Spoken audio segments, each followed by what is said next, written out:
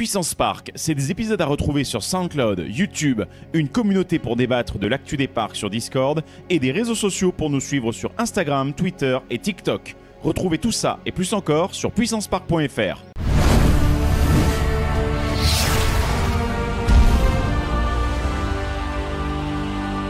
Chers auditeurs et auditrices, bienvenue dans un nouvel épisode de Puissance Park. Et puisque on a commencé depuis quelques semaines déjà de parler un peu de parcs aux États-Unis, on va continuer sur cette lignée avec un nouveau parc aujourd'hui. Mais je suis en très bonne compagnie, à commencer d'un invité chez Puissance Park, Doubik ici présent, bienvenue. Bien le bonjour, merci beaucoup de me recevoir encore. Ouais, encore, bah, écoute, c'est parce que ça nous fait plaisir de t'avoir et puis tu as toujours des choses intéressantes à dire. De toute façon, la porte est fermée à clé, on a perdu la clé. Et en face de nous, nous avons Jean-Marc. Voilà. Salut puissantes et puissants, j'espère que vous allez bien. Ainsi que Benji. Bonjour, je suis plus. Toujours le touriste qui a vu de la lumière et qui est rentré et qui s'est dit que bon, ça pourrait être intéressant d'écouter. Voilà. Et pour ton info, Doubik, à 10 passages chez nous, tu auras le 11e offert. Hein. Avec la carte de fidélité. Hein, voilà. Donc, très bien, bon, on va faire en sorte d'en arriver là. On offre le dîner. On offre le dîner qui va avec, mais en général, c'est là où on va au kebab le moins cher. Non, où c'est des sandwichs triangles et, avec du Selecto. Voilà. Oui, d'accord. Et tu croques dedans que quand t'es hors champ par rapport aux caméras. Oui, je passe mon tour. Alors aujourd'hui, nous allons aborder un autre parc américain qui, si je ne m'abuse, est classé au patrimoine mondial. Ouais. Voilà.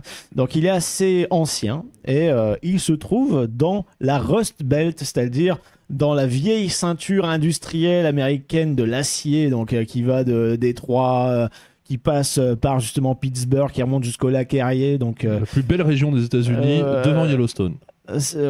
Non, ça va être compliqué. Alors, c'est-à-dire que tout est yellow aussi, mais par la pollution et la poussière du métal travaille dans les grosses industries qui ne sont pas à l'abandon, mais dont les bâtiments... Il y a une raison pour laquelle le logo est jaune aussi. Hein, donc... Ah bah bien sûr. À la base, il n'est pas jaune du tout. Non, c'est comme la rivière. Voilà, c'est naturel. Donc, vous pouvez le voir en illustré. On a une très belle entrée. Donc, c'est Kennywood. Les garçons, toi tu maîtrises parce que ça fait partie de ton patrimoine. Ah bah oui, j'étais même sur la construction du parc, voilà, ça c'est évident. Bien sûr. De toute façon, voilà, Doub et Jean-Marc, eux, ont des petits détails, des petites anecdotes historiques à nous raconter sur le parc. Alors introduisez-nous ça à nous et nos auditeurs. Alors, ce qu'il faut dire, oui, c'est ça, c'est qu'à cette table, nous sommes 3 à avoir visité Kennywood, et Benjamin et notre Candide. Oui, bonjour. Oui, voilà. Il y avait une place de libre, alors je me suis assis. Donc, nous, c'était 2022 avec Doub. Oui. Moi, c'était fin des années 90 et début des années 2000, donc... D'accord. Ça reste quand même une ouais. position confortable pour toi, parce que du coup, on a fait un peu les cobayes, quoi, tu vois. Sur le trajet, on a pu épurer tous les parcs qu'il faut absolument pas visiter, et là, on te ressort que le meilleur, quoi. Donc, quelque part, avec ça, tu peux profiter davantage. Non, mais il faut aussi aborder les parcs de merde. Oui, c'est vrai. On l'a déjà fait avec Six Flags America. Ouais, mais il y en a d'autres. Non, mais ça permet de mieux apprécier les autres, déjà. Et je voudrais juste petit coup de chapeau, parce qu'il ne faut pas oublier qu'il y a notre ami Greg qui est en régie. Ah oui, c'est vrai. De cette émission. Donc, l'homme de l'ombre. Voilà. Mais donc j'ai envie de commencer, comme je suis une grosse feignasse que je n'ai pas de chronique de Benji, j'ai envie de vous laisser un peu la main et que vous parliez un peu de l'histoire de Kennywood que je ne connais absolument pas. Alors, donc est-ce qu'il y a quelqu'un qui a... Je vais commencer très simplement, puis après je vais laisser... Jean-Marc nous faire montre de sa science. Parce qu'à la base, c'est quoi? C'est un parc qui est très moche, c'est ça? Non. Bah si, vous m'avez dit que c'était un trolley park. Mais ça veut pas dire que c'était moche. Attention. Je ne suis pas sûr de cette blague, donc je sais même plus sur quel bouton. Si c'est là, tu vas y passer la rouge. Le jaune, il a dit. Alors c'est le caca. Ça marche Ça marche aussi. Non, un trolley park, Valentin. En 2 mots, parce que t'as trolley et t'as parc. Oui, mais trolley, je veux dire. Oui, voilà, tout à fait. Séparé. Un trolley park, c'est un parc qui est tout simplement situé à la base au bout d'une ligne de tram. Oui, mais ça, je sais en fait. Voilà. Donc, par exemple, Dorney Park, c'est un trolley park. Le Luna Park de Coney Island, c'est un trolley park. Et donc, ici, Kennywood, qui a ouvert en 1899, donc c'est quand même, ça date pas d'hier. Oui, quand même. Eh bien, c'est un trolley park et c'est un des 2 parcs américains qui est reconnu monument historique avec Ray Playland situé près de New York. Alors, parenthèse, qu'est-ce qu'un trolley park, allez-vous me demander? Il vient de l'expliquer. Non, oui, c'est au bout d'une ligne de trolley, mais tu sais pourquoi? Ouais. Alors, instant vieux. Voici l'instant par Jean-Marc Toussaint. Alors, qu'est-ce qu'un trolley park? Effectivement, c'est un parc qui se situe au terminus d'une ligne de trolley. Et pourquoi ça existe ça? Eh bien, les exploitants et les fabricants des lignes de transport en commun s'étaient rendus compte que ça marchait plutôt pas mal la semaine. Les gens utilisaient les transports en commun pour aller à leur travail, mais le week-end, c'était désert. Donc, ils ont commencé, ça et là, à installer des activités de loisirs au terminus de leur ligne de tram, de sorte que les gens prenaient le tram le samedi et le dimanche pour aller dans les aires de loisirs et dépenser leur bel argent dans un premier temps pour acheter leur billet sur le tram. Voilà. Est-ce que Plopsaland de Panne, qui est situé au bout du grand tram de la côte belge, peut être considéré comme un trolley park? Alors, je ne suis pas sûr que ça ait été construit et conçu dans cette optique. D'accord, ok. Voilà. Mais parce que on est dans la définition que tu me donnes, c'est vrai que ça ressemble. La gare du tram est devant le parc. Ah ouais, c'est pour ça. Mais ok, je savais pas du tout. Voilà. Donc c'est un objectif purement mercantile, quoi. Complètement. Hein. Et si on fait on peut faire des parallèles. Donc comme disait Doub, Coney Island, c'est le cas. On peut aussi pousser plus loin. Si on prend le cas de Hershey Park. C'est Milton Hershey qui avait fondé sa ville autour de sa chocolaterie et il a aussi construit un parc pour distraire ses employés le week-end. Oui, avec les Oompa Loompa et tout. Ouais, j'ai déjà vu le film. Tu viens violet, enfin voilà. Et c'est vrai que le chocolat Hershey, c'est quand même le pire chocolat du monde. Ça me rappelle quand même quelque chose, le coup de l'usine à chocolat et des petites personnes qui animent. D'accord. T'as pas pris tes cachets toi encore aujourd'hui, non? C'est Tim Burton, pardon. Oui, voilà, merci. Enfin, ça, c'est pour la version de 2005. Il y a une version plus ancienne. Mais, avec Gene Wilder, absolument. Exactement. On va en parler d'Hershey Park. C'était une journée très speed d'ailleurs. Oui. Donc voilà, donc Kennywood est effectivement un légendaire trolley park qui est reconnu avec le parc Ripleyland qui est dans l'État de New York, l'un des 2 parcs d'attractions classés monument historique aux États-Unis. Voilà. Alors, quand on appelle ça monument historique, c'est quoi? C'est la dénomination, c'est les attractions, c'est qu'est-ce qu'on détermine comme étant monument historique? Parce que finalement, un parc n'est pas figé dans le temps. Il y a des attractions qui vont, qui viennent. Comment ça marche? Alors, dans ce cas? C'est le site très exactement qui est inscrit au registre national des lieux historiques américains. D'accord, ok. C'est pas un monument en tant que tel, c'est un lieu historique. Okay. Comme peut l'être le champ de bataille de Gettysburg ou quelque chose comme ça. Voilà. Je comprends un peu mieux. Ok, donc ça ne les empêche pas de raser, construire, d'évoluer. Heureusement que ça ne les empêche pas, parce que ça permet au parc d'évoluer de belle façon. Ah bah tu sais, moi comme j'ai l'habitude en France, quand c'est classé monument historique, ça doit plus jamais bouger, ça doit rester dans son jus, et après tout le monde se plaint que ça se dégrade, et le problème c'est qu'on peut rien faire. Donc c'est un peu différent de l'appellation française. Ça bouge bien. Ah, puis en l'occurrence, là c'est au même titre que Hershey Park, là c'est aussi pour faire venir se détendre et se divertir tous les ouvriers justement des grosses usines. C'est-à-dire qu'en fait, quand on arrive, on passe vraiment dans des avenues qui longent ces bâtiments mais complètement qui sont là depuis les années 20, 30, hein, c'est les mêmes murs. Peut-être ils ont changé les toits de temps en temps pour pas que ça s'effondre, mais t'as des grosses industries, t'as de la fumée, etc. Tu passes sur des routes comme ça avec la rivière à côté. On prend un pont, on monte un petit peu dans les hauteurs, et c'est là que se trouve justement Kennywood. Et du parc, tu as une vue imprenable sur la rivière et justement les grosses usines. C'est ça, ouais. Donc c'est assez bizarre. Tout à fait étonnant, et t'es entouré, t'as des bois en même temps, tu vois, d'un côté, et de l'autre, c'est l'industrie, et pareil, des bois de l'autre côté, encore une fois, quoi. C'est assez particulier comme vision. Et ça veut dire que quand vous êtes un peu en hauteur, on les voit, quoi, ces usines. Ah oui, bien sûr. Littéralement. Quand tu es dans la zone où il y a le Thunderbolt, le Steel Phantom, enfin Phantom's Revenge, pardon, tu vois le ravin, tu vois la rivière. La drop se fait justement. La drop, tu as la vue sur la zone industrielle. C'est ça, ça se fait vraiment dans la descente qui donne vers la rivière avec les usines en bas, quoi. Ok. Donc ouais, rien à voir avec ce qu'on avait dit par exemple dans Kinoble, c'était au milieu de la nature oui, et tout. C'est l'inverse. Ouais. Et dans la zone industrielle. Mais après, en soi, le parc, ça va. Il est relativement boisé quand ils peuvent, quand ils sont capables de mettre des arbres. T'as des petits plans d'eau, des fois t'as des fontaines, c'est très joli. Par contre, l'entrée du parc, alors on arrive sur un parking, et sur ce parking, déjà, tu as un des symboles du parc, c'est la grosse flèche jaune qui dit Kennywood, c'est là-bas. C'est en gros, t'as le parking, tu arrives à une entrée, l'entrée que vous avez vue tout à l'heure sur l'illustré, et ensuite il faut aller en dessous de la route. Oui, il y a un souterrain qui passe sous la route nationale. Oui, c'est exactement ça. Alors, la flèche jaune, puisqu'on la voit à l'image, parlons-en, c'est c'est le symbole légendaire du parc, qui est devenu ultra légendaire, on va dire, à la fin des années 50 et des années 60, parce que l'organisation des routes autour du parc n'était pas terrible, et les gens avaient un petit peu de mal à le trouver. Dans la mesure où la ligne de trolley n'existait plus, on ne savait plus vraiment comment venir à Kennywood. Donc ils ont eu cette idée de marketing assez simple, mais géniale. Toute la région, il y avait des flèches jaunes. Alors au départ, c'était pas des flèches, tu sais, c'était des panneaux avec une main, avec le doigt comme ça. Voilà. Et donc ça indiquait, où que tu ailles dans la zone de Pittsburgh, tu trouvais toujours le parc.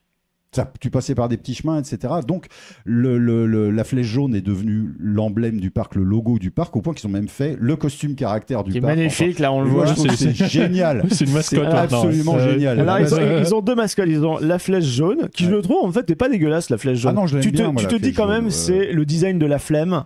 C'est super drôle, quoi. Mais à côté, tu as... la flemme jaune. Et à côté, tu as Kenny le kangourou. Qui fait très peur par contre. Alors, est-ce que ça veut dire que Kenny le kangourou est plus la mascotte historique et que la flèche est arrivée après? D'accord. Oui, la flèche est arrivée un peu après, mais bon, maintenant les deux sont un peu indissociables. Non, parce que j'ai l'impression plus que la flèche est plus une blague qu'il y a eu entre eux et qui a un peu dérapé, quoi. Alors que Kenny le kangourou, c'est par rapport à une attraction dont on parlera plus tard. D'accord. Ok, mais c'est intéressant en effet. Alors, dans l'histoire du parc, en fait, ce qui est intéressant, c'est la date de 1906, puisque c'est à cette date-là que la famille Henniger a racheté le parc. Et le parc va rester aux mains de la famille Henniger pendant presque 5 générations, puisque le dernier, Harry Henniger, va en fait revendre le parc au groupe Parques Reunidos en 2007. Aïe. Et pourtant, Parques Reunidos en Europe, on n'en a pas une super bonne image. J'ai un peu peur. Là. Aux États-Unis, si tu veux, Kenwood était devenu un groupe. Ils possédaient 5 parcs et quelques parcs aquatiques. Donc, ils ont fait un package qu'ils ont vendu à Parques Reunidos. D'accord. Et on en a discuté un peu en off, donc on ne parlera pas trop de Parques Reunidos, mais vous m'avez dit que les opérations et le fonctionnement du parc là-bas marchaient beaucoup mieux. En tout cas, dans les parcs Reunidos qu'on a pu visiter, nous, pendant ce trip-là, on n'a jamais eu de problème, c'était toujours entretenu, bien opéré, les opérateurs débitaient à fond. C'était des parcs agréables à visiter, quoi. Les deux parcs Parques Reunidos. Comme si les gens avaient une certaine fierté quand même de travailler pour. Oui, voilà, c'est ça quand même. Et c'était les deux parcs en question, c'était Lake Compounds et du coup Kennywood. Kennywood, ouais. Ok. Donc, si c'est bien géré, bien entretenu. Moi, je suis curieux d'en apprendre plus. Donc, qu'est-ce qui se passe une fois qu'on rentre? Je comprends mieux du coup les Compounds parce qu'ils ont exactement le même type d'entrée. Oui, c'est la même entrée avec ce cheval, un cheval de carrousel, bien central. C'est couleurs différentes, mais les deux entrées des parcs sont extrêmement mignonnes. Avec une petite musique. Ça invite vraiment à rentrer dedans. Ceux qui ne savent pas, Lake Compound, c'est dans le Connecticut. C'est à 2 heures de New York. À l'est, vers New York. Par rapport à Kennywood. C'est à 2 heures au nord de New York. Tout à fait. Et donc là, c'est une entrée typiquement qui a été refaite aussi très récemment, puisque l'entrée a été repeinte, a été repensée, et celle-ci, elle date de l'année de notre visite, de 2022. Voilà, c'était tout neuf, quoi. T'avais et dans le tunnel, en fait, ils avaient mis des pancartes, des panneaux un peu stylisés avec le nom des attractions, des stats, des trucs comme ça, quoi. Comme si c'était des petits panneaux informatifs qui t'apprenaient, genre, saviez-vous que c'était en 1900 machin qu'a ouvert Jack Rabbit, etc. Non, ça c'est bien d'utiliser un petit peu ces espaces négatifs. C'est ça. Pour l'information des visiteurs. Il y a un petit peu la même chose, je crois que je l'ai déjà dit une fois. Il y a un pont qui sépare 2 des parties du parc Gröna Lund à Stockholm. Et ce pont est effectivement entièrement tapissé ou d'articles de presse sur l'histoire du parc et qui permet aussi de découvrir toutes les attractions. Donc c'est une super bonne idée en fait de faire ça. Je ne sais pas s'il y a beaucoup de gens qui le lisent en revanche. Non, je suis pas certain. Je pense que les seuls moments où c'est lu, c'est quand peut-être, tu sais, tu as les ouvertures et ils font rentrer du gens et ils font une barrière pour faire patienter les gens. Peut-être un petit hymne américain comme ils le font dans certains parcs et après on lâche la foule, quoi. Donc peut-être que tu as le temps. Main sur le cœur. Main sur le cœur. On s'arrête de marcher. Main gauche sur le cœur, main droite dans le slip. Enfin voilà. Oui. Et dès qu'on rentre dans Kennywood, enfin sauf si vous avez des choses à rajouter peut-être, parce que c'est un parc qui est très très ancien et apparemment il y a une attraction qui est le précurseur des Tunnel of Love. Alors pour ceux qui connaissent pas, c'était surtout dans les fêtes foraines américaines. En gros, on embarque sur une barque. Limite, tu avais les files d'attente filles-garçons séparés et tu te retrouvais avec une personne random pour faire un parcours quasiment dans le noir la plupart du temps. Et c'est là que tu te faisais les premiers bisous, voire plus.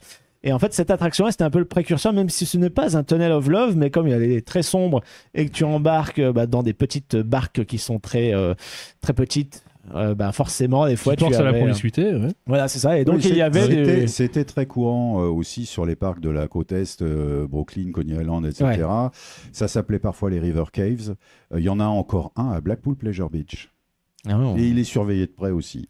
Ouais, depuis, il y a des caméras, etc. Ouais. Oui. Mais voilà, c'est une attraction qui est un peu culte, même si elle ressemble à rien d'ailleurs. C'est un peu culte parce que c'est le plus ancien Dark Ride en fonctionnement. Il date de 1901. Voilà. Et ouais.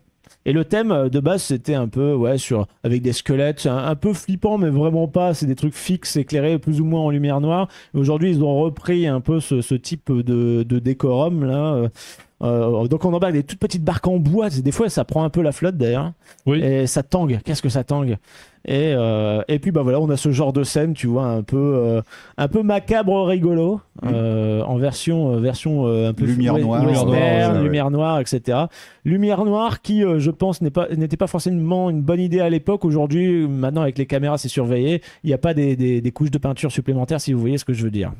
Oui, je vois. Moi, je me souviens la première fois donc, du face painting, du Haute-Ville, il y avait des opérateurs placés stratégiquement à l'intérieur de l'attraction qui surveillaient ce qui se passait dans les bateaux et ils étaient équipés d'une lampe torche pour un petit peu dire aux gens arrêtez de faire ce que vous faites là immédiatement. Ah oui, voilà. D'accord. Non mais donc les gens prenaient ça au pied de la lettre. Au pied de la lettre, au point où ils étaient aussi là pour empêcher, parce qu'il y avait des gens qui descendaient pour aller terminer leurs petites affaires derrière les décors. Ouais, d'accord, ok. Et en général, c'était rare qu'ils répondent tous les deux parce qu'il y en avait un qui avait la bouche pleine. Et c'est très impoli de parler la bouche pleine de toute façon. Voilà. Mais il y a une chose que je sais par rapport à ce Dark Ride là, le Old Mill, c'est qu'il a changé plein de fois son thème. Oui. Il ne s'est pas appelé tout le temps Old Mill, si j'ai bien suivi. C'est ça. Et il y a une époque, même, ils ont voulu un peu...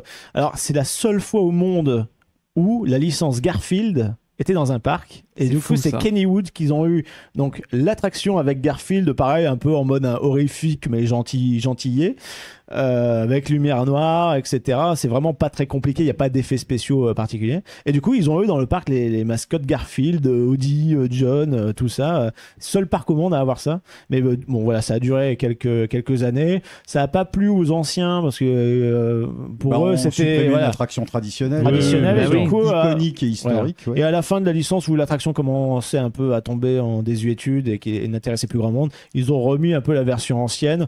Alors, il n'y a pas grand monde qui fait la queue, mais comme c'est culte, tout le monde y va. T'as la petite plaque commémorative. Et si vous voulez en apprendre plus, parce qu'il y a une histoire qui est assez intéressante, il y a une vidéo, je pense que c'est Defunctland qui en parle, j'allais le dire. Il y a une vidéo d'une demi-heure et qui te dit à quel point, en fait, il a réussi à récupérer des souvenirs de personnes qui ont fait cette attraction-là et qui disent en effet que c'est là-dedans qu'ils ont découvert un peu, soit trouvé l'amour, soit découvert leur sexualité. Enfin, c'est très culte en fait dans la région, quoi. Oui, en même temps 1901 2023, oui, forcément il s'en est passé des choses. Et dans culte, les 3 premières lettres. Donc la conversion Garfield, ça datait de 2004. Ah oui, c'est ça. Mais ça restait une dizaine d'années à peu près. Ouais, c'est ça. Mais ça n'est pas resté dans les mémoires comme un truc positif au final. Non, il y avait une scène finale assez creepy. En plus, il me semble, complètement, qui faisait flipper un peu les gamins. Mais pour ça, donc je vous invite à aller voir l'épisode de Defunctland dédié à cette c'est en anglais par contre. Oui, mais il y a des sous-titres, donc on peut réussir à peu près comprendre avec la traduction. Mais oui. Donc ça, c'est la première attraction qu'on voit dès qu'on rentre, tout de suite sur la droite. T'as des on en voit une en réalité un petit peu plus tôt. Skyrocket. Oui. On pourra en parler un petit peu après. Oui. Là, je vous écoute de toute façon. Alors, Skyrocket, moi, je ne l'ai pas essayé puisqu'il n'était pas ouvert lors de ma dernière visite.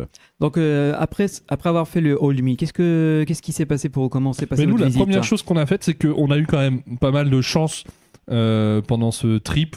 Où K-Noble, c'était l'épisode où on disait qu'on avait des attractions qu'on aurait absolument voulu faire, qui étaient fermées finalement, et on s'est un peu mangé le bâton dans les dents. Mais il se trouve que Steel Curtain, quelques jours avant notre visite, ne fonctionnait plus.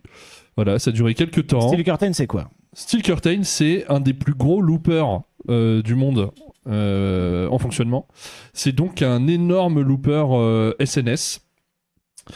Qui propose des inversions tout à fait étonnantes, uniques, et qui est donc un coaster thématisé autour de l'équipe de foot locale. de foot américain. De Pittsburgh. Voilà, de Pittsburgh. Ok. Donc les Steelers. Les Steelers, Ouais. ouais, Les absolument. Steelers, ouais. parce que steel, c'est métal. Voilà. Et donc, on s'est dit qu'il fallait impérativement qu'on aille sur Steel Curtain parce qu'en Sécuriser arrivant sur le notre parking, crédit. on ne le voyait pas tourner. On s'est dit, bon, Mais- qu'est-ce que c'est que cette histoire? Alors que Et tous les puis- autres tournaient, on les alors voyait que au tous loin. les autres tournaient, et dès qu'on est arrivé, on a vu Phantom's Revenge, pas de problème, ça marchait. Steel Curtain, aucun Oui, dans train. le Phantom Revenge, j'ai toute une partie du track qui est le long de l'accès Absolument. parking, donc ça on le voit bien. Absolument. Mais c'est le cas aussi d'ailleurs pour Steel Curtain qui est très visible depuis l'extérieur du parc. Alors hein. oui, il faut vous rendre compte quand même que là, ce que vous voyez, l'inversion, le lift et l'inversion qui suit, c'est à 60 mètres de haut. Hein. Ouais, no Ouais, oui. Greg allowed. Donc voilà, c'est Ah, mais ça. c'est Et donc surtout là, qu'une fois, tu fais une figure de retournement. tu Enfin, te retournes à comment- 60 mètres de haut. Comment elle s'appelle cette figure spéciale? Alors, elle s'appelle le Dragonfire Dive Drop. Voilà, ça tire son Très nom simple, oui. d'un coaster de Busch Gardens Williamsburg qui s'appelait Dragonfire, qui a ouvert entre 92 et 98, qui a subi un sort un petit peu funeste, le pauvre. Donc il y avait cette espèce effectivement d'inversion qu'on voit ici à la verticale en haut du lift de Steel Curtain qui était à l'horizontale. Elle n'était pas aussi tordue et sophistiquée, puisque C'était pas aussi rappelez-vous, moderne. c'était Arrow. Donc Arrow, ils avaient des modèles d'inversion tout faits. Donc ce qu'ils ont fait, ils ont fait un très grand lift, une mini drop qui enchaînait Un un demi-tire corkscrew, bouchon. Ouais.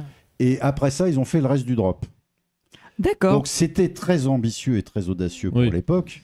Mais c'était pas la pire partie de l'attraction. Hein, de toute façon. Puis là, c'est Ok. beau parce que tu fais le demi-tire bouchon Ah non, non, et ensuite ça te Et en remet fait, dans c'est élégant. l'axe de Remets chute tu tournes sur en l'intérieur. sur toi-même. Ouais. Non, c'est très élégant. Et donc Dragonfire, le pauvre qui a été fermé donc en 98 en vue d'un retrack comme Phantom's Revenge dont on parlera tout à l'heure. Mhm. Finalement, Busch Gardens s'est dit que le retrack il ne le ferait pas. Il préférait vendre le coaster. Le coaster n'a jamais trouvé d'acquéreur, donc ils l'ont envoyé à la casse et ils ont récupéré l'argent du métal. Du métal au poids, quoi. Exactement. Et d'ailleurs, Tristesse, si vous hein, regardez l'illustré, là, on voit bien qu'on est légèrement en hauteur. Et en fait, ça domine vraiment toute la vallée. Parce que nous, quand on est arrivé justement à travers les usines que vous voyez de l'autre côté de la rivière, on voyait que ça. Un Steel Curtain, c'est vraiment impressionnant de le voir de loin et de près C'est encore la plus. quoi. balise de loin, en fait. Ouais, voilà, Ouais. c'est ça, avec ces couleurs jaune et noir de l'équipe justement de foot en question. Et vous voyez tous les bâtiments, toutes les usines derrière avec les échappements. C'est vraiment très particulier comme paysage. En plus, sur ce visuel, c'est- on voit aussi le racer. Mais bon, Ouais. Mais tu vois, c'est fait- beau. alors qu'il est gros et il est tout petit, le Oui, racer. à oui, c'est côté. vrai. À côté, il est tout petit. Mais n'empêche, c'est beau parce que t'as vraiment la nature, l'industrie juste à côté, tu Ouais, vois, qui ouais. ne font qu'un. Et quelque part, il fait C'est une étonnant. espèce de transition, un fondu enchaîné visuel, C'est ça, industrie, parc. Ouais. Et j'avoue que quand tu fais le racer qui est à côté, qui est un wooden dueling, il est pas très haut. Quand tu longes justement Steel Curtain, tu fais ah ouais, c'est quand même un gros bestiau. Hein. Ouais. Oui, parce que tu m'as Mais dit alors- c'est 60 mètres de chute, hein, c'est ça Un au peu plus. plus. Alors Ouais. c'est presque 70 même mètres de chute. Hein. Ah ouais, quand même. Donc Ouais, c'est ouais. quand même assez balèze. Là, on a l'impression que ça fait un peu El Loco dans le sens où c'est très dans la verticalité, alors qu'en fait, si vous regardez en bas à gauche de l'image, vous avez un stall qui amène vers une autre partie du parcours qui est de l'autre Qui est côté. D'accord. Donc, en ouais. fait, c'est très horizontal finalement. Ça tire à la fois vers le haut et dans l'horizontalité, quoi. Alors, c'est un coaster qui mêle deux choses. Il mêle vraiment modernité et des aspects beaucoup plus anciens qu'on retrouve plus du tout sur les grands 8 modernes, du type ce lift, typiquement, qui dure quasiment 1 minute. Il est très très long. Il Oh est là très là. très long. Là, Ça fait monter la pression. ça fait monter quoi. la pression, Ah oui, clairement. complètement. Bah oui. Et puis en Il fait, est ce qui est très drôle, bruyant c'est aussi, que c'est hangar, il y a toute une atmosphère autour de ce train qui monte le lift. C'est comme si en fait il y allait avoir un gros coup qui allait être joué sur un match, quoi. Donc t'entends la foule qui commence à applaudir de plus en plus frénétiquement jusqu'à ce que le train arrive au sommet et que la foule explose, quoi. Et ça, et t'as des speakers justement le long du lift voilà, Ouais. qui font ces bruitages-là. Et quand Ouais. je vois là, sur la vidéo, j'ai l'impression que le lift est quand même vachement raide quand Il est même. très raide. Ah, c'est très très Très raide. incliné, ouais. Ah ouais, C'est ouais, très ok. très raide. Alors pas de problème, hein, c'est des sièges qui sont extrêmement confortables.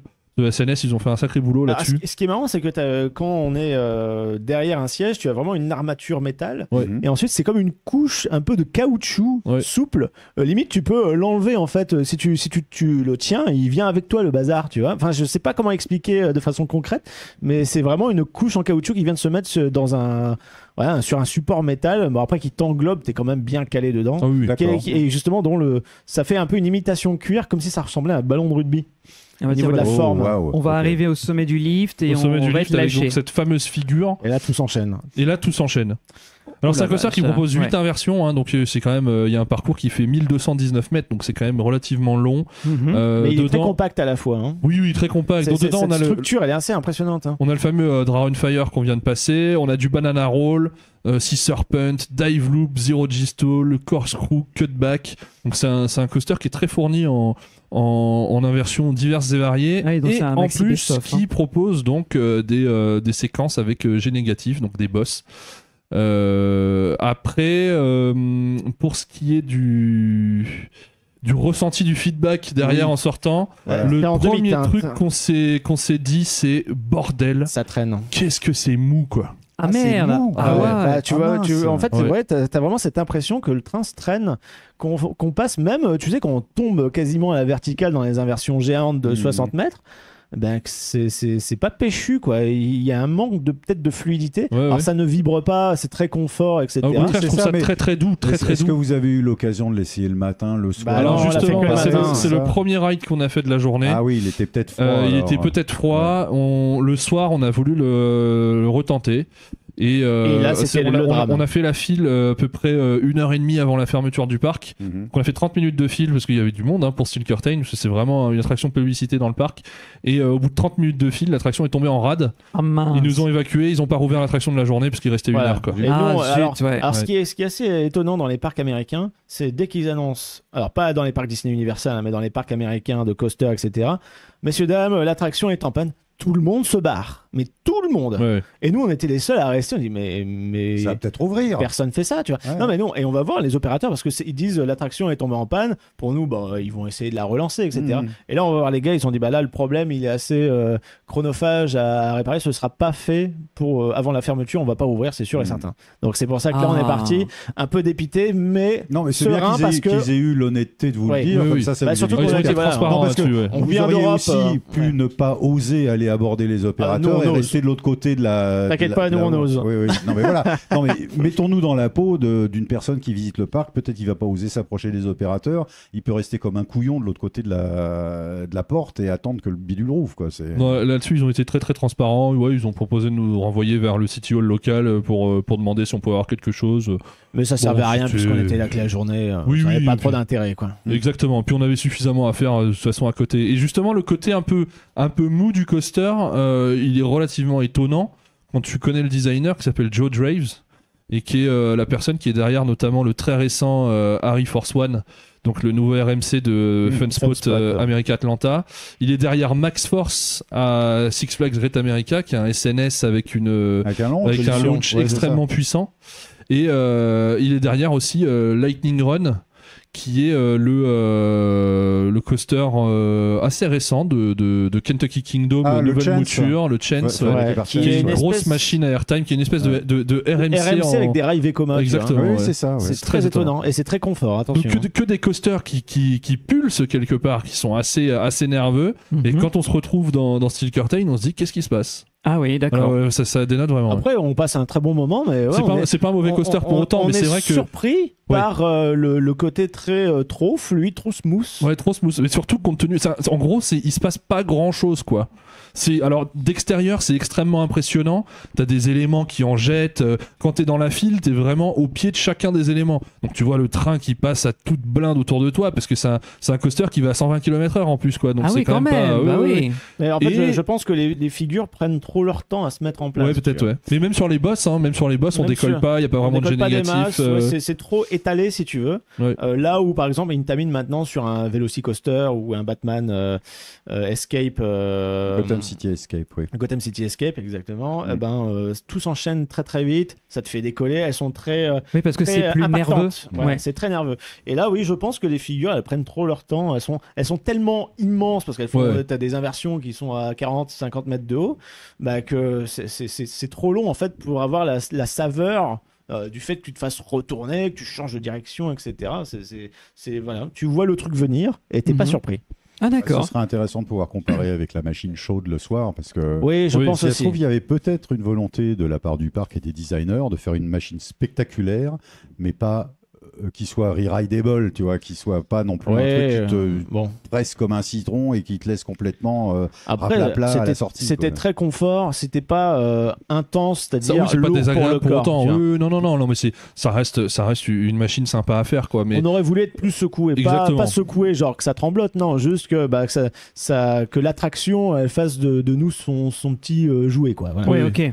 Mais qu'elle vous offre plus de sensations, quoi. Oui, c'est un peu, c'est un peu ça. de toi ma chose. Exactement. Après, tu vois, là, ce qu'il y a de bien, c'est que là, pour moi, ça me rassure dans la mesure où je suis pas fan d'extrêmes sensations. Et si c'est plus familial, accessible, tu regardes la vidéo, tu vois tout venir, tu vois. Ah oui, et tu sens bien la transition, genre le rail est bien à plat. À partir de maintenant, je peux commencer à m'incliner, etc. Oui. Voilà. Et même, je vois qu'il y a des séquences où le rail est juste à plat, il ne se passe rien. Et après seulement, il dit alors là, je vais te faire une petite figurette. Et après, je reviens un peu à plat et ça repart. Donc, peut-être trop classique, malgré la première figure qui est très impressionnante, tu vois. Trop classique, alors qu'il y a plein de choses que tu retrouves pas ailleurs, quoi. Tu vois, du cutback, du banana roll, cette première drop qui est quand même complètement insensée, quoi. Enfin voilà, quoi. C'est on avait été un peu déçus. Impression mitigée. On est un peu resté sur notre fin. Oui. Et puis après, t'as une grosse boutique avec des écrans qui se veulent un peu genre comme un sports bar. T'as même un coin d'ailleurs, il me semble, pour boire où t'as 2-3 bières. Et puis, mais après, c'est du merch de l'équipe en question des Steelers. Voilà. Et bon, nous, on n'est pas trop dans ce délire-là, donc on est un peu passé à côté, qu'on se le dise. Mais ça a beaucoup de succès. Et c'est un avis général du groupe, c'est-à-dire tous les quatre, Pierre on a trouvé que c'était un peu mou. C'était décevant. Ok. Ouais. C'est pour ça qu'on voulait lui redonner une chance le soir. C'est très bon. C'est une très bonne attraction, mais ça aurait pu être beaucoup mieux, quoi. Ah oui, d'accord. Compte tenu de la taille, quoi. Oui, voilà, le monument visuel que c'est, clairement. Moi, et au final, notre coup de cœur, c'est jeté sur une attraction qui est beaucoup plus vieille que ça, quoi, un peu plus tard. Alors, on va passer à la suite, tant pis, ça arrive. Alors, qu'est-ce qu'on pourrait faire justement, tiens. Ah bon Parlons de la bestiole de ça, alors. Tu veux parler des Thunderbolts? On peut parler de Thunderbolt. Oui, parce que moi, je l'aime beaucoup, celui-là. Ah oui. Voilà. Je suis curieux. Alors Thunderbolt, la première particularité, c'est quand tu arrives devant l'entrée de la file d'attente, tu te dis pourquoi diable faut-il absolument être accompagné pour pouvoir monter à l'intérieur de la machine? C'est obligatoire d'avoir un partenaire avec soi dans chaque rangée de sièges. Oui. Il y a marqué you must, vous devez avoir un accompagnateur pour pouvoir embarquer. On s'est vraiment posé la question, tu vois, un peu naïvement. Oui, bien sûr, mais moi je me demande pourquoi. Donc, alors, cela dit, je ne sais pas dans quelles conditions, quelle était la fréquentation sur le parc. Moi, quand j'y étais, 10 minutes maxi, quasiment partout. Quand j'arrivais, je disais je suis seul. On me disait attendez là et si quelqu'un vient, vous montrez avec lui. Voilà, mais c'est juste pour te prévenir, ne demande pas à être tout seul. Parce que tu peux pas. Ils vont pas t'autoriser. Tu ne peux pas. Tu ne peux pas et tu ne peux rien porter de loose, enfin tu vois, moi j'avais une chemise, une surchemise dans laquelle j'avais une poche qui fermait où il y avait mes papiers, etc. Et comme il faisait chaud, je me l'étais attaché autour de la taille. Non, il fallait la détacher et la porter. C'est-à-dire tu peux rien avoir. Alors là, va falloir qu'on m'explique pourquoi. Peur, hein. Ouais, en fait là, je comprends pas. On va t'expliquer. Non, mais parce que revenir un petit peu. Les coasters qui te disent, tu dois être avec un camarade de ride. Je fais. Ok, ça va bien se passer. On va t'expliquer. À Kennywood, il faut savoir que vous avez 3 wooden coasters. Ouais. Donc c'est peut-être un peu too much pour un seul parc. Et les 3 sont plus ou moins classés historiquement. Les 3 sont classés en fait par Ace, reconnu comme coaster historique. Et en fait, finalement non, parce que chaque coaster en bois a sa petite particularité. Oui. Ici, Thunderbolt, c'est quoi? C'est des gros trains inox bien lourds. Ouais, et absolument. alors après c'est des chutes, des petits airtime très légers, ok, mais des virages qui ne sont pas inclinés. D'où l'intérêt d'avoir quelqu'un avec toi, parce que si tu es tout seul dans une rangée, tu glisses et tu t'éclates sur le côté de ton véhicule. Là, le fait d'avoir quelqu'un à côté de toi, c'est ton punching bag sur lequel ton gros coussin de secours, si tu veux. Parce que tu as une Helix qui n'en finit pas, qui arrive relativement vite. Qui donc te plaque complètement sur le côté, effectivement. Et c'est très violent. C'est très violent, et cette Helix, en fait, c'est une partie qui a été rajoutée ultérieurement au coaster. En plus. Parce que le coaster démarre, ce qui est aussi très amusant, c'est que comme on est à Flandre à 20, le coaster, la first drop, elle est en sortie de gare. Donc, ok. T'as un drop, je sais plus, qui doit faire une petite vingtaine. Non, c'est pas une. 12-15 mètres de... 12-15 mètres de haut. Ouais. Hop, alors t'es content, tu pars, t'as un premier virage à 180, puis un deuxième drop dans le ravin. Et tu remontes. Il y a un espèce de petit aplomb qui te récupère. Et là, c'est le lift. Et là, t'as un premier lift. Et là, t'as le lift. Et le lift, effectivement, te monte au-dessus de la structure qui est celle qu'on aperçoit au-dessus de la gare. Mais jadis, il n'y avait pas le lift là. Tu vois, il y avait un lift, effectivement, qui te montait, te faisait faire un virage et te faisait redescendre dans le ravin. Donc, grosso modo, c'était un gros ovale, le circuit. Et ce coaster-là s'appelait le Pippin et avait été construit par John Miller. On y revient. Donc, grand designer de coaster des années 20, l'homme qui a inventé la bosse parabolique, le flotteur Airtime, etc. Et donc, en 1968... Philadelphia Toboggan and Coaster a retroussé à nouveau ses manches et ils ont donc décidé de prolonger le lift qui était après le deuxième drop pour arriver sur une partie en L qui tombe dans une spirale infernale. C'est d'une intensité inouïe. C'est parmi les, en termes de mesure, c'est parmi les jets latéraux les plus puissants jamais enregistrés sur un grand 8. Ouais, et puis en plus, c'est sur un wooden qui bouge bien. Et ça n'en finit pas. C'est-à-dire que tu arrives en haut du lift, oh ouais, tranquille, tu prends ton petit virage à droite, oh ouais, cool. Et en fait, et là, t'as le drop. Et ça s'incline déjà en ça plus. Ça commence déjà à s'incliner. Ouais. Là, t'as le drop et tu tombes et tu fais. C'est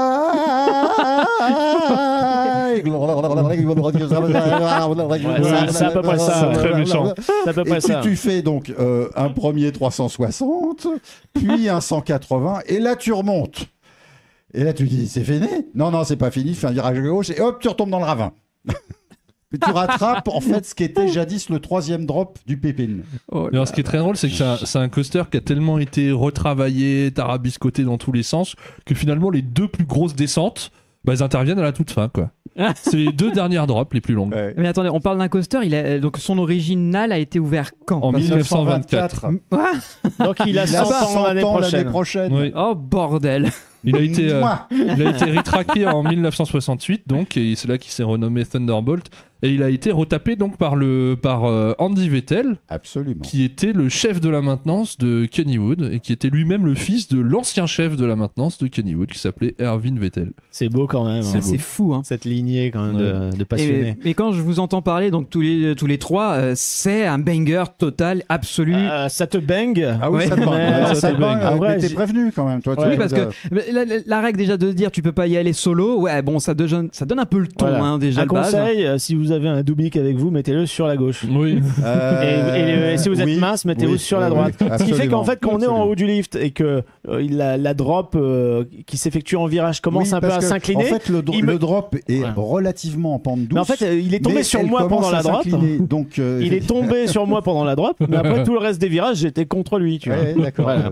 Et donc c'était le bon plan. Alors, il y a un truc. C'était pas prévu. Il y a un truc, si vous arrivez le matin et que vous avez la chance d'être parmi les premiers visiteurs devant le Thunderbolt, vous pourrez choper, moi je l'avais chopé à l'époque parce qu'il y avait un petit peu de retard sur l'ouverture de l'attraction, vous pouvez choper le gars qui est responsable de la maintenance, qui graisse la piste.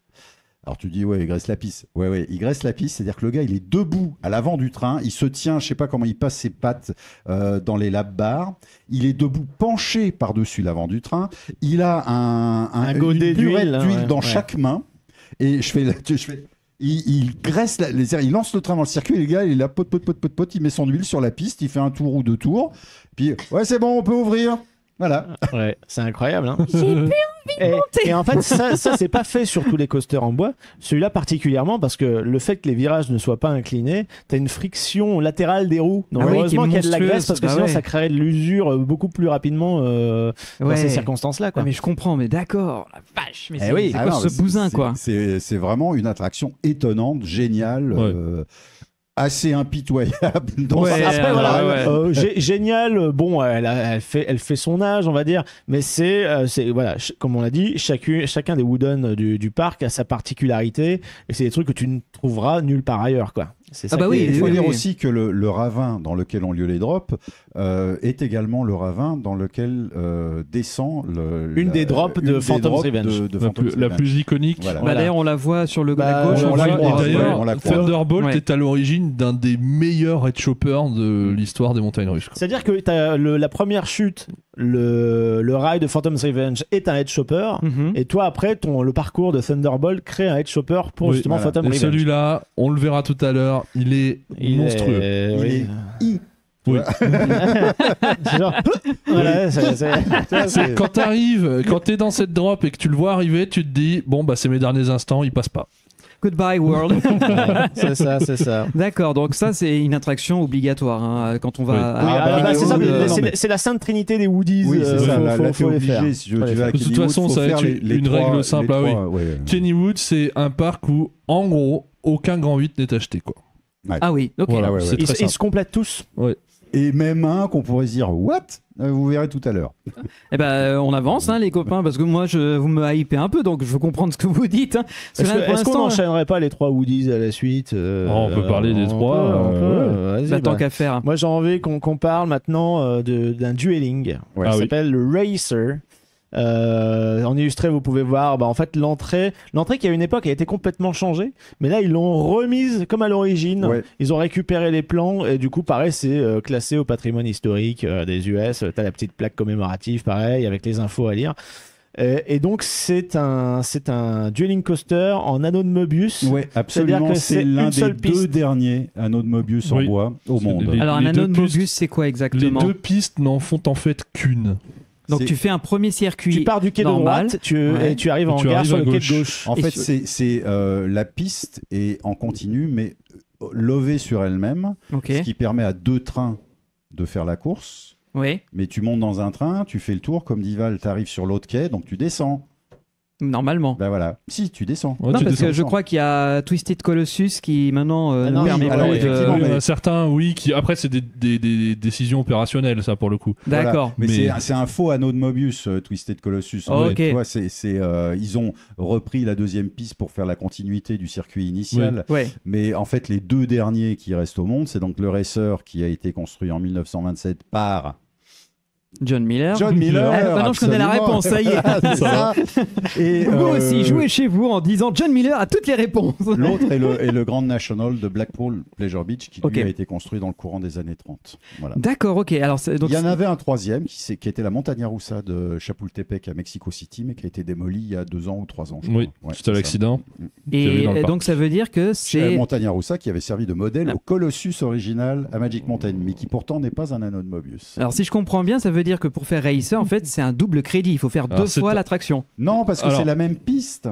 C'est la même piste, mais ça compte effectivement comme 2 crédits. Oui, là, je sais pas. Sur les mais ça, c'est encore une fois soumis à débat. Quoi. Tout ça, c'est littérature. C'est la même piste, donc le même train va se retrouver à gauche ou à droite en alternance. C'est de l'enculage de mouche. Donc ils sont strictement identiques. Ah oui, les 2 circuits en termes de longueur. C'est pas un dueling où tu peux y avoir séparation des pistes et puis qui se rejoignent après. Là, c'est vraiment un racer. Les pistes, les 2 circuits sont parallèles. Ouais, ok. Et c'est un très bon racer dans le sens où t'arrives à chaque fois ric-rac avec l'autre train, quoi. C'est des vraies courses, quoi. C'est vraiment une question de poids dans le train. Oui. Et c'est à chaque fin, c'est ric-rac, quoi. Et il y a les gagnants sont variables vraiment en fonction du poids qu'il y a dans le train. C'est pas un Yorisen de Drac où c'est tout le temps côté bleu qui gagne. C'est un très très bon racer. Ah bon, c'est tout le temps côté bleu, c'est 9 fois sur 10. Il est très très bien dessiné, quoi. Donc ce truc-là est classé monument historique américain et qu'est-ce qu'il offre comme sensation? Parce qu'au final, il y a des bosses, on revient, ça fait il y a des bosses et des fois il manque des barrières qu'on retrouve sur le côté des coasters. Et quand il est au ras du sol, en fait, il n'y a plus de garde. Non, il est en pleine terre, quoi. C'est ça. D'accord. Donc t'as juste les traverses et puis t'as la pelouse à côté. Tu passes vraiment dans la structure, tu fais plein de tours. C'est un peu fouillis. Il est pas ultra sensationnel. Il y a juste une sensation de vitesse assez grisante. Parce il est assez bas, mine de rien. Il est pas. C'est un coaster qui fait 20 mètres de haut. Donc, effectivement. C'est pas non plus la machine de l'enfer. Vitesse maxi, c'est 64 km/h. Et la piste, en fait, tu divises ce chiffre par 2, c'est 1370 mètres. Donc chaque piste fait un peu moins de 700 mètres. D'accord, ok. Et c'est juste de la vitesse avec quelques belles bosses paraboliques. Et puis c'est comme ces coasters de l'époque, tu as l'impression de pouvoir tendre la main et d'attraper les gens du train d'en face. C'est un peu ça. Et tu as un terrain qui est assez accidenté, ce qui fait que vers la fin du parcours, tu fais des drops en fait dans des fosses. Et qui sont très surprenantes parce que tu les vois pas venir et surtout que comme tu scrutes le train d'à côté en disant est-ce que c'est lui qui va être devant ou est-ce que c'est nous, que tu ne fais pas attention qu'il y a des drops. Et nous, ça nous a fait des fous rires parce qu'en fait, on a gueulé comme des putois parce qu'on a été surpris par l'airtime, tu vois. Puis à la fin, on était en fou rire. C'était non, très bonne expérience. Et vous voyez Steel Curtain à côté sur l'illustré. C'est super doux, quoi. C'est un grand 8 qui a presque 100 balais. C'est vraiment génial. C'est quand l'ouverture? C'est 1927. Ouais. Oh là là là là, vous voyez, il n'y a que des vieilleries. Ah non, mais je suis épaté parce qu'entre Kinobles et Kennywood, on pourrait ouvrir un musée avec que ces deux parcs-là, Voilà. quoi. Et encore, on n'a pas parlé du plus vieux. Oui, Oui. c'est vrai. Donc, non, mais en plus, je regarde avec grand intérêt le On-Ride Qu'il est qui est beau. sur YouTube. T'as envie de faire la voilà. course, là. T'as envie de savoir si ton Parce que train va gagner. là, je trouve Oui. qu'il y a un vrai enjeu. Parce que, comme tu l'as dit avec Yoris, j'ai l'impression que c'est un peu biaisé depuis toujours. Mais là, j'ai l'impression qu'il y a une vraie possibilité. Bah oui, parce quoi. que sur Yoris, il y a quand même le côté dueling où un peu tu perds un peu de vue à un moment l'autre train parce que chacun va faire son petit roudoudou Ouais. dans son coin. Là, t'es quasiment Là, on côte est à tout le côte. temps en parallèle, donc Oui. c'est vraiment la course, quoi. C'est Ah, Et c'est du cool, coup, ça hein. donne une ambiance complètement folle dans les trains. Les gens jouent le jeu, quoi. Dès Ouais. le lift, on fait. tout le monde. Voilà, on tout fait le monde des gestes en applaudit, mode toi t'es fait, morte. Tu vois, Ouais, comme ça. Ouais. voilà. Et puis c'est là aussi t'évalues, tu dis et combien ils ont de gros américains dans celui-là. Ouais, Est-ce que c'est ça. notre train Tu il est vois mieux les chargé? mecs qui dans les drops font des gros mouvements de pagaie et tout. Bah tu non, vois, ça enfin, c'était Ah nous, ouais. ça. c'est super ambiance. quoi. C'était Bah, nous. on faisait partie Ah non, aussi de ça, ces c'était, gens-là. oui, moi j'avais fait ça à l'ouverture de Bandit, jadis Wild Wild West à Movie World. Ah, Dans voilà. les virages, tout le monde faisait oh. Oui, Oui, parce que ça oh. traînait. Ouais, Tu bah vois. oui, ouais, c'est pas pour les mêmes raisons. C'est pas pour les bonnes raisons, voilà. Non, là, c'était à chaque tour, c'est super bon enfant, quoi. Il y a un esprit un peu auto-tamponneuse, quoi. Ok, Tu vois, ouais. très festif, très. Enfin, c'est super, quoi. Vraiment top. Voilà, une très bonne attraction. Ouais. Et, qui est juste à côté de Steel Curtain. Tout est autour d'un petit lac et juste à côté de Racer, on a du coup une autre attraction pareil en bois extrêmement ancienne qui Que tu vas s'appelle trouver, du coup ouais. le Jack Rabbit. Ah, Qui le s'appelle fameux. le Jack Rabbit. Je crois que c'est un des plus connus. Et il a quel hein. âge le Jack Rabbit quand on rigole? Alors, le Jack Rabbit, il est de 1920. Et savez-vous qui l'a dessiné? John Miller. Mais oui, Benjamin. Oh, et je deviens bon. Ah, ça rentre les leçons, hein, c'est bien. Ah, mais moi C'est bien, j'adore, c'est j'apprends la des choses. hein. répétition est mère de toute Bah, pédagogie. quand il n'y a ouais, qu'une ça, seule oui. réponse à toutes les questions, c'est Ouais. vrai que c'est plus simple quand même. Mais non, mais C'est vrai que les coasters cette année-là, on a quand Oui. même 70% de chances de tomber sur John Ouais, Miller. ouais. Ben, comme on a dit dans l'autre épisode avec Kinoble, c'est que c'est un petit marché à l'époque, il n'y avait pas non plus 1 million d'ingénieurs et très vite il se faisait un nom dans le milieu et on l'appelait pour tout, quoi. Mais le Jack Rabbit, bien que j'ai jamais été à Kennywood ou quoi, je le connais de réputation parce que c'est un des plus Oh, vieux qui est a priori extrêmement c'est un bien. des plus vieux, c'est un des moins sensationnels et des plus, on va dire, basiques au niveau du layout. Et c'est-à-dire que Mais- le layout était tel que l'était le Pippin, c'est-à-dire l'ancêtre du Thunderbolt. C'est-à-dire Ok. c'est vraiment un ovale, quoi. Voilà. Mais il y a un élément qui Une du particularité coup, qui crée fait que toute la différence. le coaster est même interdit aux moins de 16 ans à sa dernière rangée. Voilà. Voilà. Et nous, on y est allé à la dernière Bah fois. oui. Forcément, c'est dernière rangée ou rien sur Jack Bah, Rabbit, il faut absolument. le savoir. Et puis, il faut savoir quand même que cette dernière rangée, il y a une ceinture qui est trop large, mais Oui. utilisée pour 2 personnes, mais qui ne sert à rien qu'on se le Oui. dise. Et il n'y a pas de lap bar, il y a juste C'est une tige en oui, métal une espèce- oui. avec de la mousse et du scotch qui est extrêmement ouverte au Mais niveau oui. de l'entrée quand on se met dans le train. Donc toi, en gros, tu avais juste une demi-barre devant toi. Oui, c'est un peu l'idée. Non mais quand tu vois ça avec ton esprit de 2022-2023 là, tu vois, où tout est très normé, on met des lap bars, des ceintures, des trucs. Bon, tu vois ça, tu te dis, c'est inoffensif ce machin. Il y a rien à craindre. Ta petite ceinture ventrale, pas de lap bar, ça dispatche, bon, tout va bien.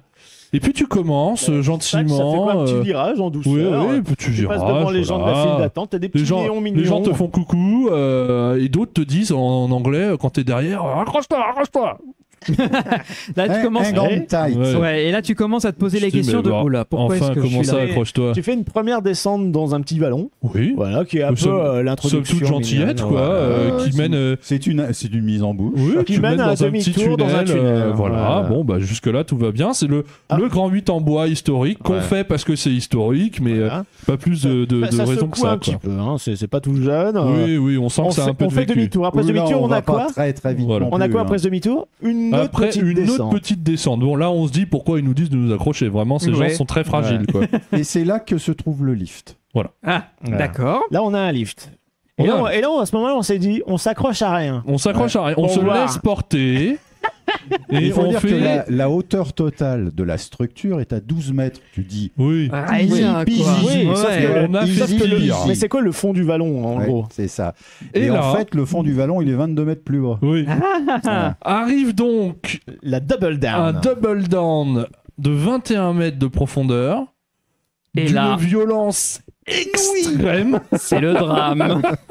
Ouais. Le fait de ne pas s'accrocher prend vraiment tout son sens et où tu te dis que vraiment ta seule survie qui dépend d'une petite ceinture ventrale, c'est quand même quelque chose à vivre, quoi. C'est Toute clair. ta vie défile devant Voilà. tes yeux à ce moment-là. Et, bah, en fait, la double down, on en avait une sur Phoenix quand on était à Kenobles et tout. Mais là, la première boss est très haute. Elle fait justement quasiment les 12 mètres du lift. Ouais, Donc ouais. on arrive au niveau 0 du sol. Et ensuite, là, tu as vraiment la descente tout deuxième dans le fond après, du vallon dans la très foulée. raide. Ce qui fait que ça te fait un éjector à ce moment-là. Un éjector sur un wooden. Ah oui. Faut y aller quand même. Et que même, même en étant habitué des montagnes russes, en ayant l'habitude d'en faire, on a quand même tendance à vouloir absolument se raccrocher, quoi. Parce C'est que, vraiment très ouais. surprenant. Hein. Et en fait, ça se joue vraiment à 0,01 seconde. Ah oui, oui. Tu passes Ça a de rien je de suis temps, assis mais- confort dans mon siège, j'ai fait qu'une petite pente, à Je suis le en train de train, me je veux chier que je dessus. sorte. C'est ça. Jack Rabbit, c'est Ouais. vraiment ce double down. Alors c'est très très court effectivement, Oui, certains parce que, diront bon. On va Il y a- dire que c'est un one-trick pony. Oui. Oui, c'est- parce que finalement, j'ai vu sur la vidéo qu'il y a cette descente et après, finalement, tu reviens à quai. Ah, mais C'est sinon, la un- fin. C'est un kiddie coaster, hein, sinon. Ah ouais, Ah mais oui, c'est ça. sinon, il y a rien. C'est incroyable de se dire que la réputation de ce coaster vient de cette Ouais. figure. Mais tu quoi. l'anticipes tellement. Et en te disant, ouais, bon, c'est vieillot, on a déjà fait 2-3 petites chutes dedans. On était ça dans va Sticker pas, Time le mais matin ça va- même. Voilà, ça va Ouais, pas voilà. casser 3 pattes à un canard. Et en fait, non, la double de la double down, c'est-à-dire la deuxième boss, là, elle te pardonne pas, quoi. Et en fait, après, tu passes ton temps à arrière jusqu'à la gare en te disant, mais qu'est-ce que En c'était que ce disant, mais truc? qu'est-ce qui vient de se passer? Elle arrive maintenant, là, Ah oui, justement. non, mais c'est sur, complètement le visuel. improbable, Mais- hallucinant, quoi. Mais c'est un coaster qu'il faut Épatant. vraiment faire tout à l'arrière, quoi. C'est là que ça prend vraiment tout son sens. Ah hein. mais c'est incroyable quoi de se dire que les mecs quand ils ont dû faire les stats ils sont montés à l'arrière il y a un gars qui est revenu en disant les gars Non, il faut non. mettre un truc Non, mais il y a 100 ans, on faisait pas de Ouais, stats. c'est pas trop Ouais. ça. Non, mais justement le John moment Miller, il s'est dit bon, je viens d'inventer le stand-up coaster, mais je vais pas le dire. Tu vois Oui, d'accord. Mais c'est un C'est un stand-up peu pas l'idée. volontaire. non mais C'est- à quel Ouais. moment Non, non, mais il le savait, mais il a Oui, dit mais, à personne. justement, mais à quel moment ils se sont dit, il va peut-être falloir mettre une ceinture au dernier rang. Comment ça? Bah, on a 25 personnes depuis tout à l'heure qui reviennent pas. Il manque 2 personnes au dernier rang. Les trains reviennent vite quand même. Hein, Et surtout, ils sont plus légers qu'à l'aller, c'est chaud quand même. Donc, mais je sais pas, c'est incroyable de se dire qu'à cause de cette particularité, donc c'est moins de 16 ans, c'est ça pour Ouais, c'est moins de remonter 16 ans. Ouais, ouais. ouais. et voilà quoi, c'est Ça a fou. toujours les histoires de responsabilité aux Ouais. États-Unis. Enfin, toi, c'est. Mais moi, je trouve ça incroyable. Comme Thunderbolt où bah, t'es tout seul, ah, tu montes pas. Enfin, c'est quand même incroyable d'avoir des règles qui sont propres à des si vieux coasters que ça. Mm. Enfin, aujourd'hui, n'importe quel parc qui aurait comme règle, bah, tu montes soit à l'arrière, soit tu dois être en binôme. Et les mecs, ils te regardent, ils font, bah non, je veux pas de ton coaster. En fait, c'est les règles du jeu à accepter pour qu'on ait encore ce genre de coaster qui puisse être opéré en l'état, quoi. Oui, voilà, effectivement, Voilà.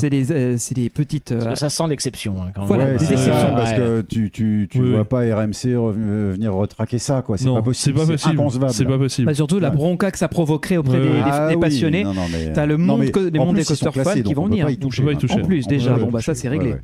Mais d'accord, ok. Voilà. La vraie sainte trinité du coaster en bois, elle est à Kennywood.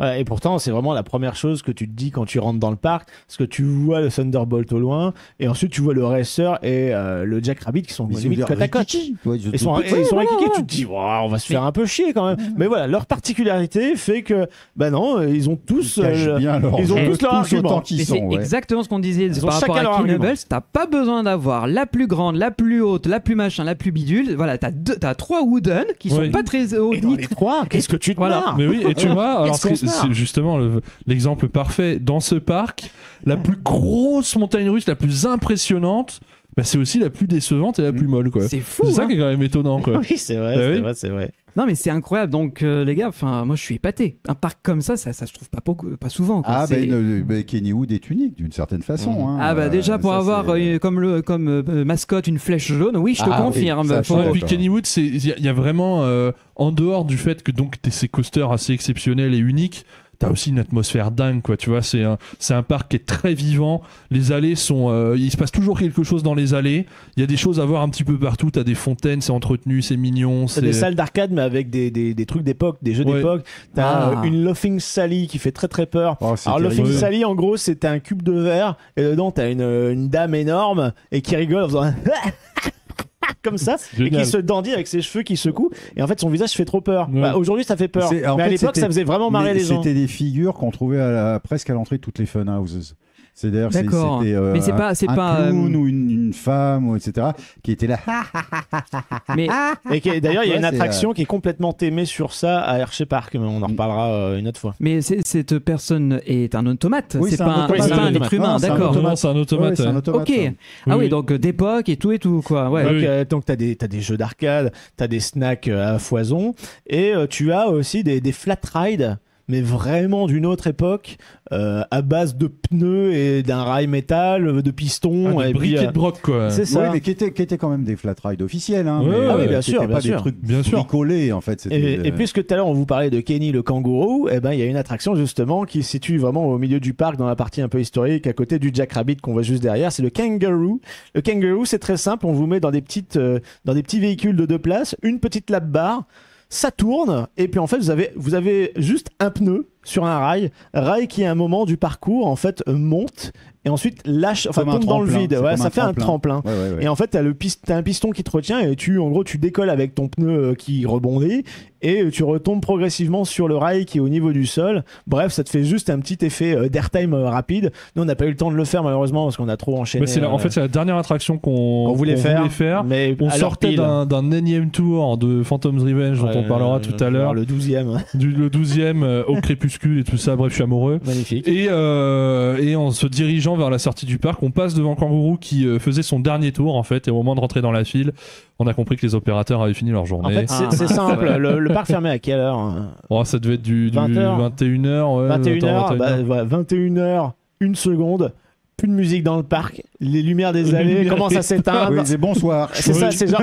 Et puis une annonce, le parc est fermé, merci de sortir. Et puis les gens qui sont pour la plupart des locaux qui le savent pertinemment. À -5, ils étaient déjà tous dehors. Qui cherchent pas à faire quoi que ce soit. Tu vois, à -5, ils sont dans les boutiques à l'entrée du parc ou sur le parking, quoi. Bref, c'est une attraction, un petit flat ride historique qu'il faudra faire. Qui date de 62. À propos d'historique, je voudrais juste faire un petit truc très très rapide sur les coasters qui ont disparu de Kennywood, mais qui ont quand même. Vas-y, c'est intéressant. C'est que c'est quand même à Kennywood qu'on a trouvé un des premiers e-powered coasters, qui était un coaster en bois, mais e-powered, qui était en 1928, qui après est resté au parc une vingtaine d'années. C'est bizarre, mais quand tu dis e-powered avec bois, pour moi, il y a une association qui déconne, quoi. Ah non, il y avait des voitures, ils roulaient, c'était des voitures, quoi. Non, mais c'est vrai que c'est. Tu te dis, c'est un peu antinomique, quoi. Je comprends. On peut se dire, un moindre courju, finito. Oui. Hein. Et il y a un truc, il y a eu un double loop Schwarzkopf aussi à un moment qui était merveille, on sait. Après, un peu basique, quoi. Ouais, mais surtout. Et alors, il y a eu un truc assez étonnant qui s'appelait le tickler. Et le tickler, en fait, imaginez un raft, une bouée de rivière des Rapides, façon Romus et Rapidus, machin. Ouais. Mais imaginez que ça, c'est sur roue. Enfin, sur roulette. Tu vois, la roulette qui peut changer d'axe, ok ? Vous prenez un grand plan incliné et vous faites là-dedans comme un circuit de pachinko. Tu vois ? Mais attends, je crois que dans Roller Coaster Tycoon, tu avais ce modèle qui est affection hyper latérale. ancien. Absolument. Oui. Et donc ça s'appelait The Tickler, donc le chatouilleur, parce qu'évidemment, imagine, c'est grosso modo un tagada sur roulette, quoi. Oh la vache. Et donc ce bidule-là dévalait cette piste. L'idée, c'est que les gens, ils étaient brinque-ballés à l'intérieur de leur bidule. Ça leur chatouillait les côtes. Ça permettait aux messieurs de se rapprocher des dames, et ainsi de suite. Et alors, ce qui est amusant, donc ça a disparu dans les années 50, il y en avait un petit peu partout. Deux anecdotes amusantes, c'est l'une des attractions qui a inspiré l'équipe de Gilles Reverchon pour créer le premier spinning coaster. Donc le Crazy Mouse qu'on a à la Foire du Trône. Et puis, surtout, ça avait commencé à inspirer Intamin à la fin des années 80, qui voulait essayer de reprendre le concept, vu qu'ils fabriquaient déjà les bouées, tu vois, ils connaissaient le système, et ils voulaient faire des attractions sur le thème spécial dédicace à Valentin et à moi-même du flipper. Ah, bah c'est marrant parce que du coup ils ont pris un spinning mower pour faire un Spinball Wizard. Spinball à Todd Wizard, Towers, mais ouais, là, Towers, là, ouais. en fait, le véhicule était libre. Ah oui, Voilà. d'accord. Ça Ah c'est ouais. vraiment spécial comme système. Mais hein. putain, moi j'aurais tellement kiffé voir ça en vrai. Quoi. Et il était question de le relancer dans le circuit et ainsi de suite. Enfin bon, il n'y a eu que des concept art. C'est pas allé beaucoup plus loin. Mais j'aurais adoré voir une Ah bah attraction moi comme ça. une attraction flipper, oui. je dis oui. On achète tout de suite. On Je- achète je- tout de suite. Voilà, c'était juste petit aparté sur quelques coasters qui ont peuplé le parc et qui ont disparu aujourd'hui. Mhm. Mais le parc a une riche histoire. hein. Déjà, on Ouais. s'en rend Oui. compte. Et le fait d'avoir ces 3 coasters en bois qui sont d'un autre temps, qui tournent Qu'on aujourd'hui. ait pu les conserver, qui sont centenaires et qu'on puisse Et si encore bien monter entretenus, dessus, quoi. si Oui, bien entretenus. l'entretien surtout. Ils sont oui. hyper agréables à faire, quoi. C'est... Parce que mine de rien, tu peux avoir des vieilles machines qui ont 50, 60, 100 ans, mais si derrière c'est devenu insupportable de monter Bah, dedans. tu vois, c'est le truc, c'est qu'au bout d'un moment, l'âge aidant, on peut plus monter dedans parce que si elles sont pas bien entretenues, Bah ouais. elles cassent. Donc Ouais. fatalement, elles sont dumpées au bout d'un moment. Et là, ils sont entretenus avec. Non, en amour, tout cas, quoi. ouais, c'est vrai que dans certains parcs qu'on a fait, on a senti la différence entre ceux qui entretenaient bien et ceux qui justement faisaient le minimum vital pour que ça survive, mais du coup tu perds Tu veux totalement. parler le de Six confort. Flags, c'est ça? En plus, Oui, elles, Six sont, Flags. elles sont légendaires. Bah oui, oui, C'est- oui, c'est oui. Six Flags. Non, Elles mais sont, c'est elles sont terrible. légendaires depuis toujours, tu Bah vois. oui. C'est que moi, la première publication que j'ai trouvée sur les montagnes russes, c'est un petit livre qui avait été édité par Starlog Press, donc les gens qui faisaient le magazine Starlog et Fangoria. Et ce livre s'appelait Roller Coaster Fever. Il a été édité en 1979. Et déjà, et alors, tu avais toute une partie qui était l'historique des montagnes russes. Avec quel âge etc. toi, 79? Oula, j'avais moins quelque chose. Ah, moi aussi, ouais, c'est j'avais ce que je pensais. moins 12. Et au centre de ce livre, il y avait une partie imprimée sur des pages de couleur jaune qui référençait tous les coasters en activité en 1979. Et déjà, les 3 coasters en bois de Kennywood étaient répertoriés comme légendaires. Je sais pas. C'est un peu voilà, comme ouais. les Pokémon Shiny, tu vois. Mm. Faut Ah, mais faire. Ah non, oui. mais c'est encore mieux. C'est les cartes de set de base, édition 1. Tu vois, Ouais, comme, avec la petite étoile est brillante. Oui, Alors ça, totalement. oui, mais moi je te dis avec le petit 1, première édition édition, sur la ouais. gauche. Avec, Ah oui, tu vois, ouais. pour rebondir sur cette histoire d'entretien, rappelle-toi quand on était à Six Flags Saint-Louis, on a Non, fait j'ai une- pas envie de m'en Non, souvenir. mais oui. on a fait un wooden coaster Ça qui s'appelle n'existe pas, Boss. Six Flags. Ah oui, The Boss. On a fait un wooden coaster qui s'appelle Boss, qui à l'époque de son ouverture était très réputé. Comme quoi, c'était une très très bonne machine, etc. Un CCI. Ouais.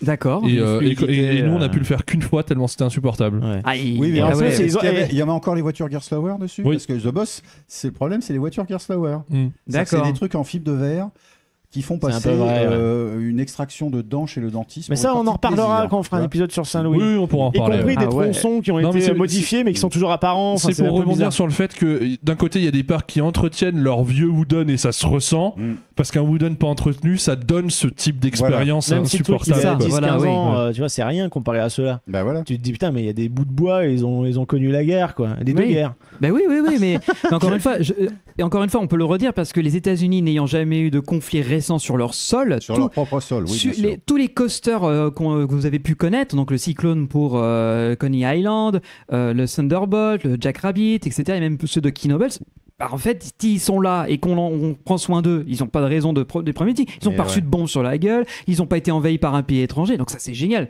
Donc ça donne Alors, un héritage Cyclone, fou. pour le coup il est passé à côté de 2 incendies qui ont ravagé le parc dans les années 40 Alors oui, c'est vrai. Mais comme il y et puis avait, en 70 il est passé à 2 doigts de la destruction pour une petite histoire juridique quoi. mais voilà, ils ont survécu et aujourd'hui on peut les faire. Donc Oui. je suis assez épaté Ouais. de se dire qu'il y a ce patrimoine parconautique aux États-Unis qui existe parce que on a souvent l'image avec Six Flags, les parcs Cedar Fair et Disney Universal, et ça sort un peu des carcans habituels. Donc je suis content de me dire que ça existe. Et c'est un peu les monuments quoi. à Est-ce force, qu'on terminerait pas cette première partie par un petit flat que toi t'aimes bien? Ah ouais. Allez, vas-y, moi je suis curieux. Hein. Eh bien, ça s'appelle Turtle. C'est une machine qu'on appelle le Tumblebug, qui encore une fois, un peu à l'instar du kangourou, ouais. est un truc assez couillon, qui est C'est un pneu un encore. spin avec un rail qui monte et qui descend. Donc, ambiance petite tempête. petite tempête. Mais sauf que là, c'est une exactement. grande tempête. Genre Musique Express aussi dans l'esprit, non? Non, non, ça va pas aussi vite, mais après ça te fait des petites bosses avec des D'accord. pentes. Alors déjà, t'es complètement complètement dans un élix de Phantom's Revenge dont on parlera, je pense, au prochain épisode qui sera le clou du spectacle. Bien sûr. Voilà, c'est pas pour rien. Et en plus, tu peux spinner, hein, non? C'est un peu comme les tasses. Tu peux spinner ton véhicule, alors ça dépend. d'accord. Oui, certains modèles permettent. Je ne sais plus si Kennywood autorise encore le fait que la partie supérieure puisse tourner. Il me semble que moi j'en avais vu tourner au départ. Ouais. C'est-à-dire que vous mettez une teacup sur une petite tempête et vous pouvez essayer de la contrôler. Moi je trouve ça génial. Alors, ce qui est intéressant avec cette attraction, c'est que ça a été construit par la Trevor Company. Donc, la date m'échappe aujourd'hui, mais c'est vieux. C'est assez ancien hein, quand même. 1927. Oui, ça n'a pas été construit par John Miller. Donc, ça a été construit par. Non, mais c'est nul. Il peut pas être partout. Trevor Engineering. Trevor Engineering, c'est la société de Harry Guy Trevor, qui était le maverick, le fou furieux, le savant fou des coasters dans les années 20. C'est l'homme qui a construit le Giant Cyclone, vous savez, cette incroyable machine où il y avait une infirmière en permanence dans la gare, où il y avait des drops. Et en fait, GCI s'est inspiré un petit peu des designs de Harry Guy Trevor, sauf que c'était les années 20 et on allait un petit peu au doigt mouillé en disant on va descendre comme ça va être à pic, descendre à plus de 100 degrés d'inclinaison, machin, etc. Et c'était... voilà. Mais il fabriquait aussi des petits flat rides. D'accord, donc des gros coasters, il en a construit 4. D'accord. Il ne reste grosso modo qu'un seul qui était le Giant Coaster, qui est devenu le Comet, qui est pareil en Nouvelle-Angleterre, aide-moi, Oula, Nouvelle-Angleterre. Alors je pourrais pas vous être Comet, utile. Alors là, je suis en train de chercher, j'ai mis le. Non, moi je suis au Wildcat, non. Oui, là j'ai mis le scan en Vous haut. aurez la réponse dans le prochain épisode. C'est ça. Ça marche. Mais ce qui est intéressant, par exemple, c'est que Harry Trevor a aussi construit un coaster pour l'exposition.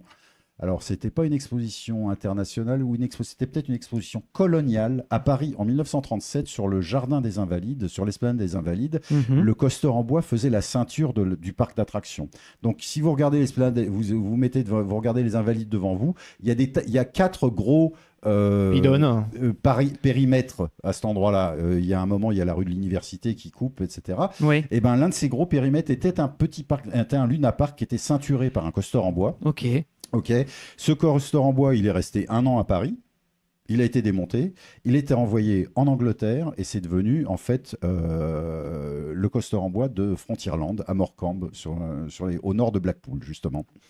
Quelle histoire. Enfin, encore une fois, on a voyagé en Europe alors qu'on était à Kennywood, quoi. Juste pour les tortues, quoi. Juste pour les tortues, parce que c'est une production de la Trevor Engineering Company. Alors que nous, on les voyait depuis la file d'attente de Phantom's Revenge, on a dit « Oh, ça a l'air rigolo, ça. On va le faire. » Oh non. Non, ça a l'air rigolo, mais sans plus. On fait plutôt un Phantom's Revenge. Alors, les Turtles, comme ça, il y en avait un à Blackpool. Je ne sais pas s'ils l'ont encore. D'accord, ok. Mais moi, ce que je comprends aussi, c'est que Blackpool Pleasure Beach, il va falloir qu'on y aille un jour quand même. Hein. En fait, Blackpool, je pense que c'est un Kennywood-like. Ah, j'ai l'impression. En termes d'histoire et aussi de disposition des attractions. Et c'est aussi sur les autres. je pense, le parc au monde où il y a le plus d'attractions au mètre carré. Oui, c'est le niveau expert de Roller Coaster Tycoon. Ouais. Un peu comme Gronaloon, non? Oui. Dans le délire. Mais ok, écoutez, moi ce que je vais vous proposer, parce que là on a parlé de pas mal de choses, mais on n'a pas encore vu tout le parc, il y a tellement de choses à voir, dont Phantom's Revenge. On n'a pas vu le meilleur. On n'a pas vu le meilleur, il y aura la bouffe aussi. On parlera des restaurations, voilà, donc il y a encore des choses à voir. Préparez vos piqûres d'insuline. Piqûres d'insuline et aussi le bétrate de citaïne. Le citrate de bétaïne. Citrate de bétaïne. Ou le digedril pour ceux qui préfèrent. Moi, le bitrate de kétamine. Donc, ce que je vous propose, c'est que nous, on fasse une petite pause pour boire un coup, se rafraîchir et on reprendra l'enregistrement. Mais pour vous qui nous écoutez, 42 degrés dans le studio. Voilà. Oui, on dirait pas comme ça. Hein. On dirait pas. Mais vous nous écouterez donc normalement dans 15 jours pour la suite de la visite de Kennywood. En attendant, vous connaissez les bails habituels avec les réseaux sociaux, avec le site internet, avec la boutique, avec Redbubble, comme vous pouvez le voir, avec Jean-Marc qui porte une magnifique casquette. Notre page PayPal pour toute donation. Voilà, et merci à tous ceux qui nous soutiennent. Discord si vous voulez discuter avec nous, et bien sûr nos productions sur Twitch aussi.